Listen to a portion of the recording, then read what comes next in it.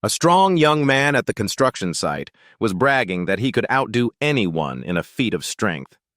He made a special case of making fun of Morris, one of the older workmen. After several minutes, Morris had enough. "Why don't you put your money where your mouth is?" he said. "I will bet a week's wages that I can haul something in a wheelbarrow over to that outbuilding that you won't be able to wheel back." "You're on, old man," the braggart replied. "It's a bet. Let's see what you got." Morris reached out and grabbed the wheelbarrow by the handles. Then, nodding to the young man, he said, "All right, get in." A young woman was preparing for her wedding.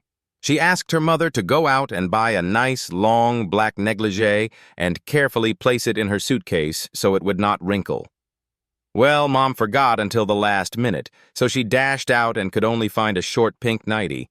She bought it and threw it into the suitcase. After the wedding, the bride and groom enter their hotel room. The groom was a little self-conscious, so he asked his new bride to change in the bathroom and promised not to peek while he got ready for bed. While she was in the bathroom, the bride opened her suitcase and saw the negligee her mother had thrown in there. She exclaimed, "Oh no!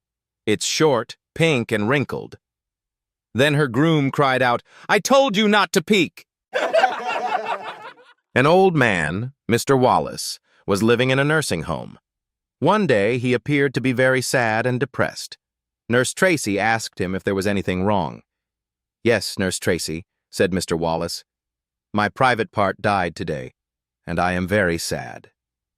Knowing her patients were a little forgetful and sometimes a little crazy, she replied, "Oh, I'm so sorry, Mr. Wallace.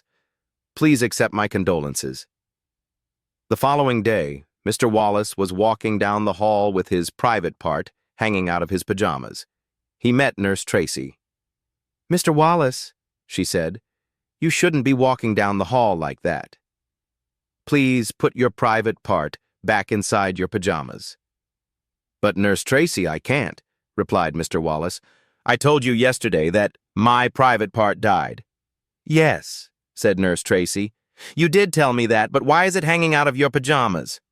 You've got to love this." "Well," he exclaimed, "today is the viewing." A woman with a passion for gardening was growing increasingly frustrated. No matter what she did, her tomatoes just wouldn't turn red. One afternoon, while walking past her neighbor's garden, she couldn't help but admire the vibrant, perfectly red tomatoes hanging from the plants. Curiosity got the better of her, and she stopped to ask, "Your tomatoes are amazing. How do you get them to turn so red?"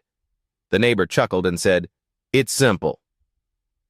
Twice a day, I stand in front of my tomato plants and expose myself. The tomatoes get so embarrassed, they turn red." The woman laughed, but decided she had nothing to lose. For the next 2 weeks, she tried the unconventional method, faithfully exposing herself to her tomato plants morning and evening. One day, the neighbor stopped by, grinning. "Well," he asked, "did my trick work? Are your tomatoes red yet?" The woman sighed and shook her head. "Not quite. But my cucumbers are absolutely enormous."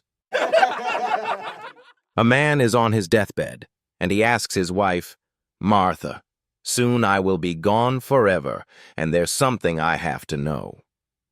In all these 50 years of marriage, have you ever been unfaithful to me?" Martha replied, "Well, Henry, I have to be honest with you. Yes, I've been unfaithful to you 3 times during these 50 years, but always for a good reason." Henry was obviously hurt by his wife's confession, but said, "I never suspected." "Can you tell me what you mean by good reasons?"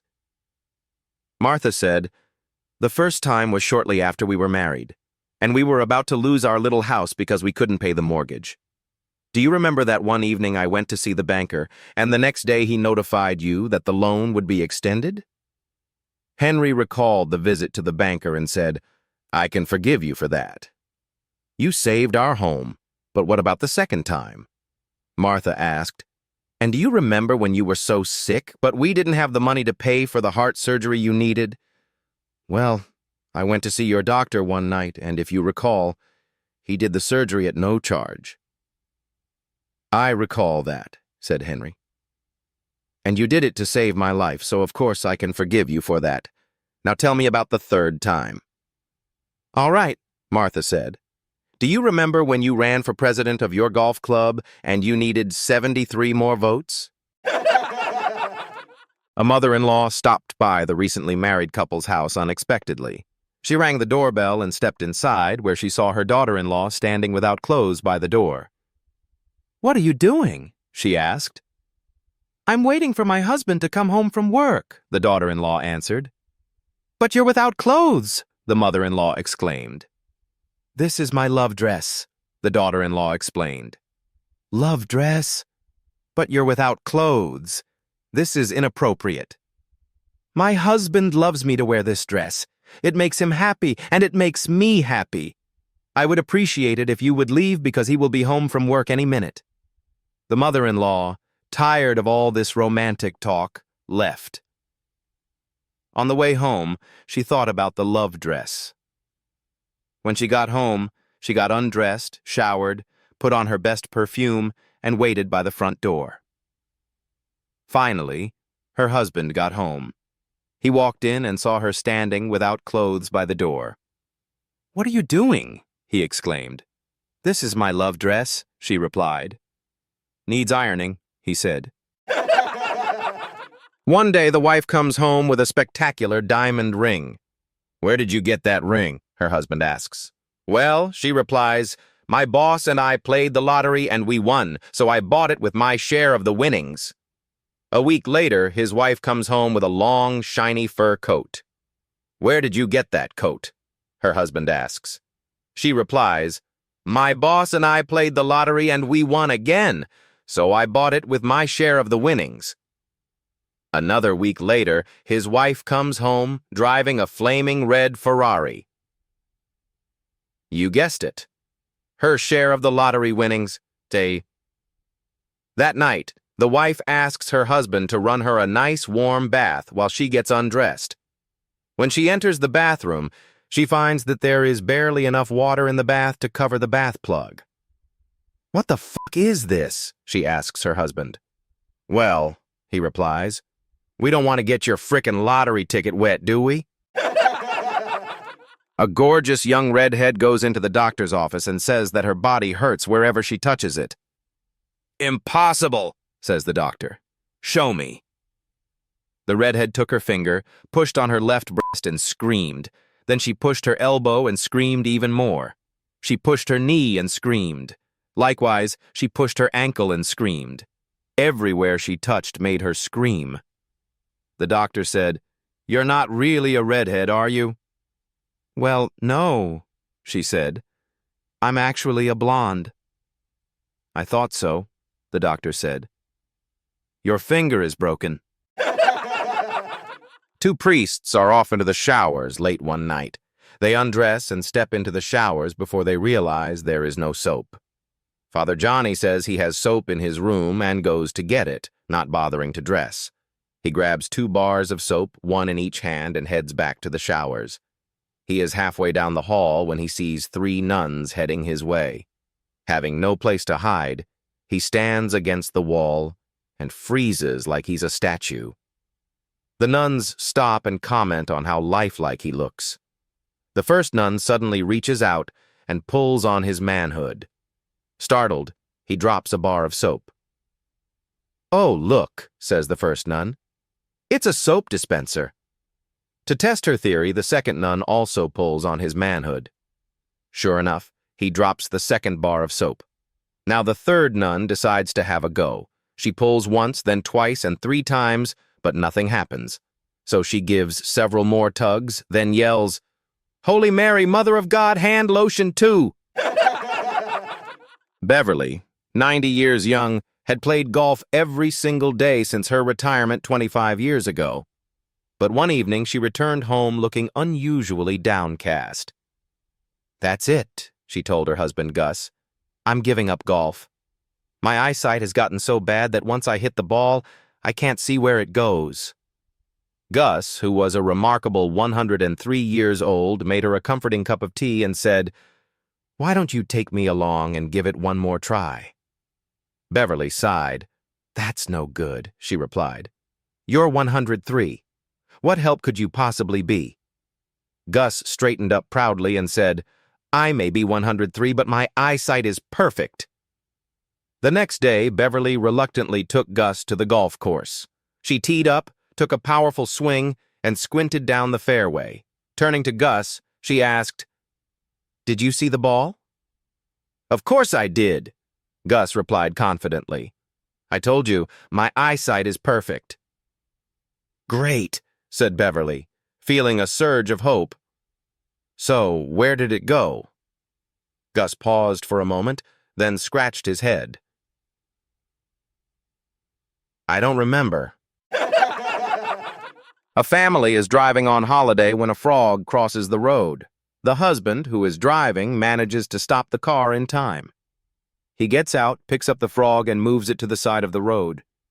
The frog thanks the man and says, "I will grant you one wish." The man thinks for a moment and says, "Please make my dog win the next dog race." The frog asks to see the dog. The man opens the car door, and out limps a three-legged, overweight dog that can barely move. The frog looks at the dog and says, "I'm afraid your wish is nearly impossible. Can you make another wish instead?" The man thinks again and says, "Okay, then please make my wife win the next beauty contest." The frog asks the man to have his wife step out of the car. She gets out and approaches the frog. The frog looks at the wife, then turns back to the man and says, "Could I please take another look at the dog?" A woman was waiting to board a bus when she realized her skirt was too tight to lift her leg high enough to step onto the first step. Feeling a bit self-conscious, she smiled at the bus driver and reached behind to unzip her skirt slightly, hoping to create enough slack to step up. However, her first attempt failed. With another polite smile, she tried unzipping her skirt a little more, but still, she couldn't manage the step. Frustrated, yet determined, she gave it one last try, unzipping her skirt even further in hopes of finally getting on the bus. At this point, a large Texan man standing behind her gently picked her up by the waist and placed her on the first step of the bus. Shocked and outraged, the woman spun around and yelled, "How dare you touch me? I don't even know who you are." The Texan, unfazed, tipped his hat with a grin and drawled, "Well, ma'am, normally I'd agree with you, but after you unzipped my fly 3 times, I figured we must be friends." An elderly couple is having their anniversary dinner together in a small restaurant. The old man leans over and asks his wife, "Do you remember the very first time we made love together over 50 years ago? We were behind this same restaurant, and you were leaning against the fence, and I made love to you from behind for a long time." "Oh, yes, dear," she says. "I remember it like it was yesterday." "Well, okay, dear," he says. "How about if we take a stroll around there again, and we can do it all over again for old time's sake?" "Oh, Henry, you devil, that sounds like a really good idea," his wife answers. At the same time, there's a police officer sitting at the next table listening to all this and having a chuckle to himself. He's thinking, "I've got to go and see this. 2 oldsters shagging against a fence behind this restaurant. I should just keep an eye on them so they won't get in trouble." So after they leave, he follows them. They walk very slowly, leaning on each other for some support, aided by their walking sticks. Finally, after a while, they get to the back of the restaurant and make their way to the fence. The old woman lifts her dress, takes her underwear down, and the old man drops his pants. She turns around facing the fence, and as she hangs onto the fence, the old man moves in. Suddenly, they erupt into the most furious lovemaking that the watching police officer has ever seen in his life. They are moving and jumping as if they were 18 years old. They keep going for about 40 minutes or more. The old woman is yelling, "Oh, God, Henry!" He's hanging on to her hips for dear life. This is the most athletic love-making imaginable. Finally, they both collapse panting on the floor. The police officer is completely amazed. He's thinking that he has learned something about life that he didn't know until now. He also thinks about his own elderly parents and starts to wonder whether they also still make love like this. After about an hour of lying down on the floor for recovering, the old man and his wife struggle to their feet and start putting their clothes back on. The police officer, still watching, thinks, "That was truly unbelievable. The old man was going like a train." I really need to ask him what his secret is. As the old couple passes, he says to them, "That was really something else. You must have been shagging for about 40 minutes or more, like you are 18 years old. How do you even manage it? You must have had a great life together. Is there some sort of secret I don't know about?" "No, there's no secret," the old man says, "except that 50 years ago that damn fence wasn't electric." An old retired sailor puts on his old uniform and goes down to the docks once more for old time's sake. He hires a prostitute and takes her up to a room. He's going at it as best as he can for a guy his age when he asks, "How am I doing?" The prostitute replies, "Well, sailor, you're doing about 3 knots. "3 knots?" he replies. "What's that supposed to mean?"